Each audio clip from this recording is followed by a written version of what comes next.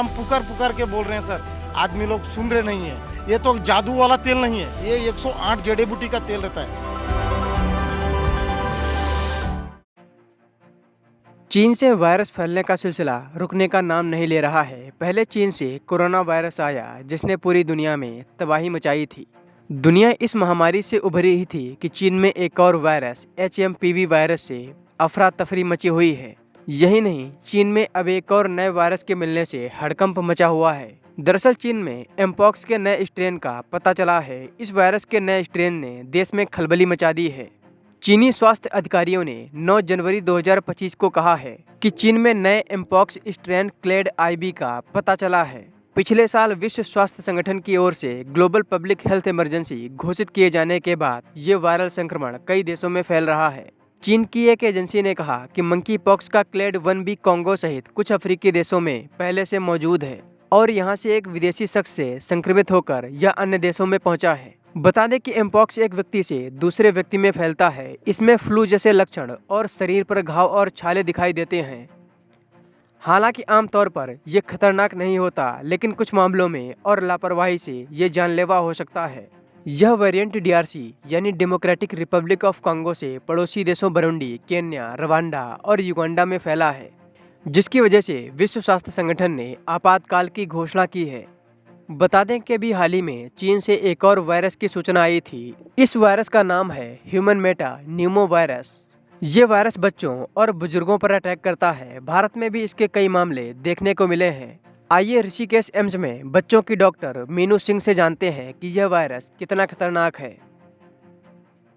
देखिए, ये है ह्यूमन मेटान्यूमो वायरस, जो कि रेस्पिरेटरी वायरस है और ये खासकर बच्चों में, मैं बच्चों की डॉक्टर हूँ, तो ये बच्चों में ज़्यादातर 5 साल से कम के जो बच्चे होते हैं उनमें, और जो बड़े लोग हैं उनमें, जो ज़्यादा वृद्ध लोग हैं या फिर जिनको कोई इम्यून डेफिशिएंसी है या कोई इम्यूनोसप्रेशन है, उनमें ये इन्फेक्शन कॉज़ करता है।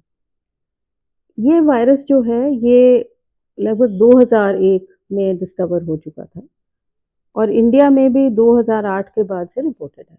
हम लोग PGI में, मैंने एक स्टडी भी किया था इसका, जिसमें हमारा कोई 7% बच्चे जो उसके होते हैं निमोनिया के, जिनको वायरल निमोनिया होता है, उनमें ये वायरस पाया जाता है। तो कहने का तात्पर्य ये है कि ये वायरस पहले से ही मौजूद है, जो कि बच्चों में रेस्पिरेटरी इन्फेक्शन करता है, बड़ों में भी करता है। पहले इतना ज़्यादा इसका वर्कअप नहीं होता था, लेकिन कोविड के बाद क्योंकि हम सब बहुत सेंसिटाइज हो गए हैं कि कोई ऐसा वायरस हमारे कम्युनिटी में आ ना जाए जो पैंडेमिक कर दे या एपिडेमिक कर दे, तो सर्दियों के मौसम में ये होता है। और बच्चों में खास एक और वायरस होता है, रेस्पिरेटरी सिंसिशियल वायरस, RSV। उसके साथ कई बार इकट्ठा भी होता है ये, और वो सीजन होता है इन वायरसेस का, जो आजकल है एक्चुअली। तो हमारे देश में अभी तक 7-8 केसेस रिपोर्टेड हैं, हुए हैं। हो सकता है उससे ज़्यादा भी हों, क्योंकि सर्दियों के मौसम में ये काफ़ी पाया जाता है।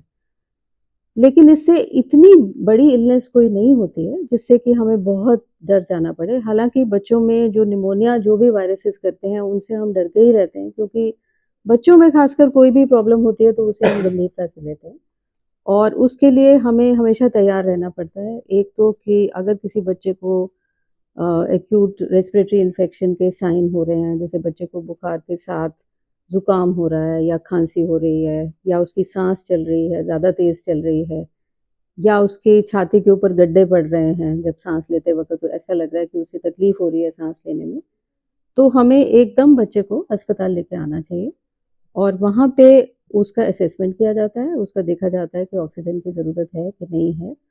इस बीमारी में खासकर एंटीबायोटिक देने से कोई मतलब कोई उसका लाभ नहीं है, अनलेस कि ये वायरस के साथ-साथ कई बार बैक्टीरियल इन्फेक्शन भी होता है, तो उन सिचुएशंस में एंटीबायोटिक दिया जाता है। अदरवाइज़ इस वायरस के लिए कोई एंटीबायोटिक देने की ज़रूरत नहीं होती। तो मेरे हिसाब से ह्यूमन मेटान्यूमो वायरस जो है वो, उससे हमें इतना घबराने की आवश्यकता नहीं है, क्योंकि ये ऑलरेडी हमारे देश में पाया जाता है और इसका ट्रीटमेंट हम करते हैं।